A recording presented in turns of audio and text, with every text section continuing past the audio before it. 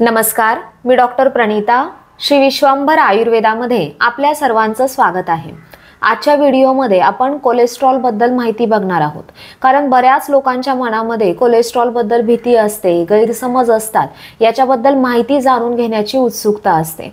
कोलेस्ट्रॉलचा बऱ्याच वेळा हृदयविकाराशी संबंध जोडला जातो, तर ते योग्य आहे का? कोलेस्ट्रॉल बद्दल आयुर्वेदामध्ये काय सांगितलेलं आहे? कोलेस्ट्रॉलच्या लेवल्स मेंटेन ठेवण्यासाठी, वाढलेलं कोलेस्ट्रॉल कमी करण्यासाठी कोणता एक आयुर्वेदिक उपाय तुम्ही घरच्या घरी करू शकता, अशी सर्व माहिती आपण आजच्या या व्हिडिओमध्ये पाहणार आहोत. त्यामुळे संपूर्ण माहितीसाठी व्हिडिओ शेवटपर्यंत पहा. अजून चॅनलला सबस्क्राईब केलं नसेल तर जरूर करा. व्हिडिओ आवडल्यास व्हिडिओला लाईक करा, शेअर करा आणि बाजूला घंटीचं बटन आहे ते देखील दाबा, की ज्याच्यामुळे मी नवनवीन व्हिडिओज अपलोड केले की तुम्हाला पटकन समजेल. आणि हेच व्हिडिओ जर तुम्हाला हिंदीमध्ये पाहायचे असतील तर श्री विश्वंभर आयुर्वेदा हिंदी या चॅनेलला नक्कीच भेट द्या.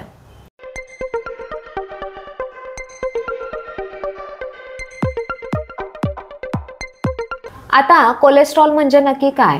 तर एक मेणासारखा पातळ चरबीयुक्त पदार्थ म्हणजेच कोलेस्ट्रॉल. हे कोलेस्ट्रॉल आपल्या शरीरात सतत तयार केलं जातं. तुम्ही कितीही ठरवलं की कोलेस्ट्रॉल युक्त पदार्थ अजिबात खायचे नाहीत, तरीही आपल्या शरीरात यकृताद्वारे म्हणजेच आपल्या लिव्हर मधून जवळजवळ 70 ते 80% कोलेस्ट्रॉल हे तयार केलं जातं आणि बाकी 20 ते 30% कोलेस्ट्रॉल हे तुमच्या खाण्यापिण्या वागण्याच्या परिणामामधून तयार होतं. आता आपल्या शरीरातून हे कोलेस्ट्रॉल तयार होतंय म्हणजेच आपल्या शरीराला त्याची कुठेतरी गरज आहे, कारण विनाकारण आपलं शरीर काहीही करत नाही. या कोलेस्ट्रॉल शिवाय आपण 1 मिनिटही जगू शकत नाही, इतकी महत्त्वाची ती गोष्ट आहे. पण आजकाल कोलेस्ट्रॉल म्हटलं की उगीचच त्याचा बाऊ केला जातो. या कोलेस्ट्रॉलचं काम काय काय आहे आपल्या शरीरामध्ये? तर आपल्या शरीरातील प्रत्येक पेशीचं आवरण म्हणजे सेल मेम्ब्रेन हे कोलेस्ट्रॉल पासून तयार होतं. त्या पेशी चांगल्या ठेवणं, ताज्यातवान्या ठेवण्याचं काम कोलेस्ट्रॉल करतं. त्याचबरोबर आपल्या शरीरामध्ये वेगवेगळे हार्मोन्स आहेत, जसं थायरॉइड हार्मोन आहे, सेक्स हार्मोन आहे, तर ते हार्मोन्स कोलेस्ट्रॉल पासून तयार होतात. वेगवेगळे जीवनसत्व आहेत, विटॅमिन्स आहेत, तर हे तयार होण्यामागेही कोलेस्ट्रॉलचा खूप मोठा रोल आहे. जसं सूर्यकिरणांपासून विटॅमिन डी तयार होण्यासाठी आपल्या स्किन सेल्स मध्ये कोलेस्ट्रॉल असणं खूप गरजेचं आहे. त्यानंतर विटॅमिन डी ऑर्गन्सला ट्रान्सफर होतं, पण ते तयार होण्यासाठी पहिल्या स्टेपमध्ये कोलेस्ट्रॉल असणं खूप गरजेचं आहे. मग त्यानंतर कॅल्शियमचं ॲब्सॉर्प्शन होतं, हाडांचं आरोग्य चांगलं राहतं, बोन डेन्सिटी मेंटेन राहते. पण हे सगळं होण्यासाठी कोलेस्ट्रॉल असणं खूप गरजेचं आहे. या कोलेस्ट्रॉलचे परत प्रकार पडतात HDL, LDL आणि VLDL. पहिला जो प्रकार आहे HDL म्हणजेच हाय डेन्सिटी लायपोप्रोटीन, याला गुड कोलेस्ट्रॉल असं देखील म्हणतात. शरीरातल्या वेगवेगळ्या पेशींकडून कोलेस्ट्रॉल यकृताकडे या वाहून नेतात. याच्या जेवढ्या शरीरातल्या लेवल्स चांगल्या असतात, मात्रा चांगली असते, तेवढं हृदयाचं आरोग्य चांगलं राहतं. दुसरा प्रकार आहे LDL म्हणजेच लो डेन्सिटी लायपोप्रोटीन, याला बॅड कोलेस्ट्रॉल असं देखील म्हणतात. तर हे कोलेस्ट्रॉल शरीरातल्या पेशींना पुरवलं जातं. याच्या जेवढ्या शरीरातल्या लेवल्स वाढलेल्या असतात, मात्रा वाढलेली असते, तेवढं ते आपल्या धमन्यांमध्ये साठून राहतं आणि तिथला मार्ग अरुंद होतो. त्याच्यामुळे फ्लो कमी होतो, जे हृदयाच्या आरोग्यासाठी अजिबात चांगलं नाही. त्याच्यामुळे कोलेस्ट्रॉलच्या लेवल्स मेंटेन राहणं हे खूप गरजेचं आहे. तिसरा प्रकार आहे VLDL म्हणजेच व्हेरी लो डेन्सिटी लायपोप्रोटीन. तर हे असे कोलेस्ट्रॉलचे प्रकार आहेत. या कोलेस्ट्रॉल बद्दल आयुर्वेदामध्ये काही सांगितलेलं आहे का? तर हो, आयुर्वेदात मेद धातू सांगितलेला आहे. मेद म्हणजे चरबी. आपले जे सप्तधातू आहेत, रस, रक्त, मांस, मेद, अस्थि, मज्जा आणि शुक्र, या 7 धातूंच्या सेंटरला हा मेद धातू आहे, जो आपल्या शरीरामध्ये तराजू सारखं काम करतो. हा धातू जर बॅलन्स राहिला तर आपल्या शरीराचं आरोग्य बॅलन्स राहतं. या मेद धातूचं काम काय आहे? हा शरीरात वाढला किंवा कमी झाला तर याची लक्षणं काय दिसतात, याचं डिटेल वर्णन आयुर्वेदामध्ये केलेलं आहे.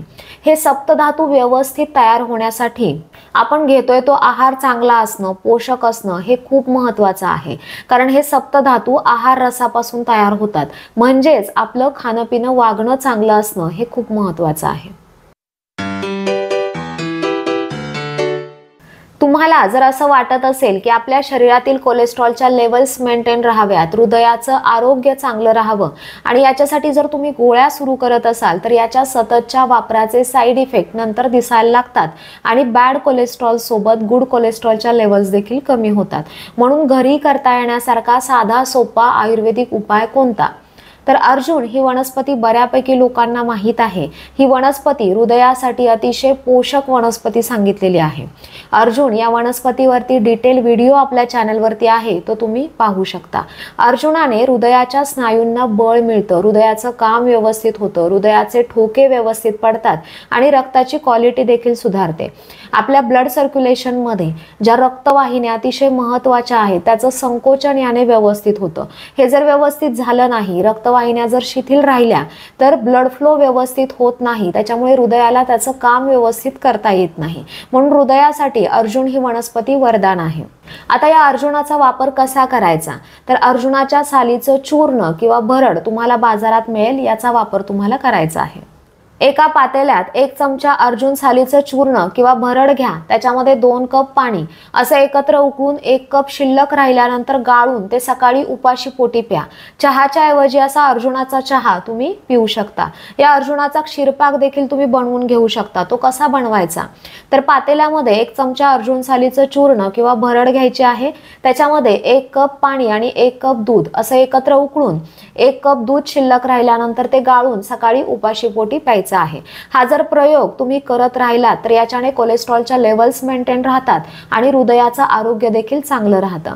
ज्या व्यक्तींना काहीच त्रास नाही, एकदम हॅपी आणि हेल्दी आहेत, तेही अधूनमधून अशा प्रकारचा अर्जुनाचा चहा किंवा क्षीरपाक बनवून घेऊ शकतात. याचे इतरही अनेक फायदे आहेत. माहिती उपयुक्त वाटल्यास, व्हिडिओ आवडल्यास व्हिडिओला लाईक करा, जास्तीत जास्त शेअर करा की ज्यामुळे गरजू व्यक्तींना या व्हिडिओतील माहितीचा नक्कीच फायदा होईल. चॅनलला सबस्क्राईब करा, बेल आयकॉनवरती क्लिक करायला विसरू नका की ज्यामुळे माझ्या नवनवीन व्हिडिओंचे नोटिफिकेशन्स तुम्हाला मिळतील. धन्यवाद.